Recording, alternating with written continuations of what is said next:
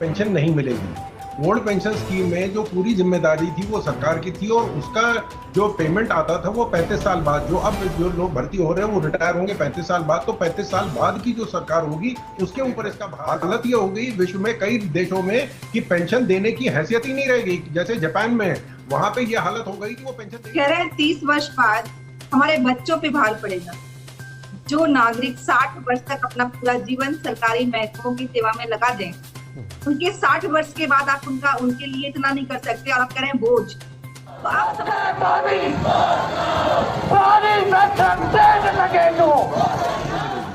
Old pension scheme में जो पूरी जिम्मेदारी थी वो सरकार की थी और उसका जो पेमेंट आता था वो 35 साल बाद, जो लोग भर्ती हो रहे हैं वो रिटायर होंगे 35 साल बाद, तो 35 साल बाद की जो सरकार होगी उसके ऊपर इसका भार आएगा। और न्यू पेंशन स्कीम में 10 से 12% जो है जो कंट्रीब्यूशन होगा वो उसका होगा जो एम्प्लॉय है, और उसमें 10 से 12% से 14% तक जो है सरकार आज देगी। ये 35 साल बाद नहीं देगी, आज ही उसके खाते में जमा करेगी, जो सिक्योरिटी इंस्ट्रूमेंट्स में इस्तेमाल होगा और वहां से जो उसका फायदा होगा वो भी उसी कर्मचारी को मिलेगा जो इसके लिए नई पेंशन स्कीम आई है।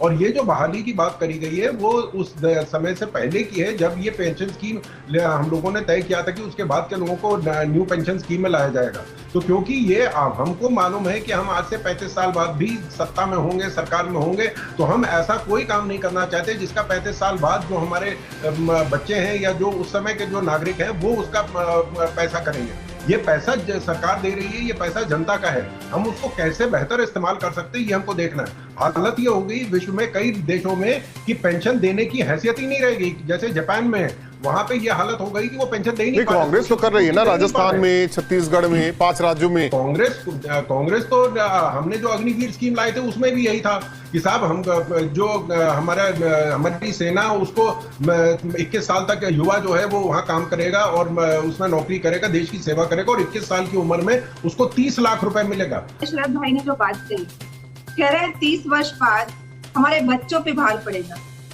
जो नागरिक 60 वर्ष तक अपना पूरा जीवन सरकारी महकमों की सेवा में लगा दें, उनके 60 वर्ष के बाद आप उनके लिए इतना नहीं कर सकते और आप कह रहे हैं बोझ। तो आप समझ सकते हैं कि जब जहाँ पे इस बात को करने में उनको बोझ बनाया जा रहा है, देश में वृद्धों को घर का छांव कहा गया, वहां पे कह रहे हैं बोझ हो गए, 30 साल बाद हमारे बच्चों को बोझ पड़ेंगे। कैसी मानसिकता होगी इस देश में जहाँ लोगों को कुछ सहूलियत देनी चाहिए जो उनका हक है।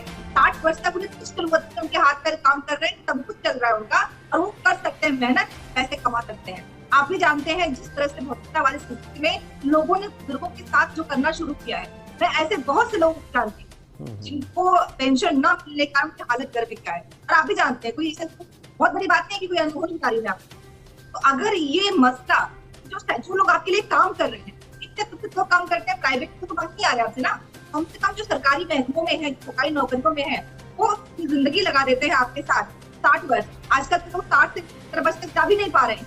जिनको आप बोझ समझ रहे हैं, जिनको आप देनी चाहिए, वो हो सकता है 60 साल नहीं 65 साल भी दे रहे हैं।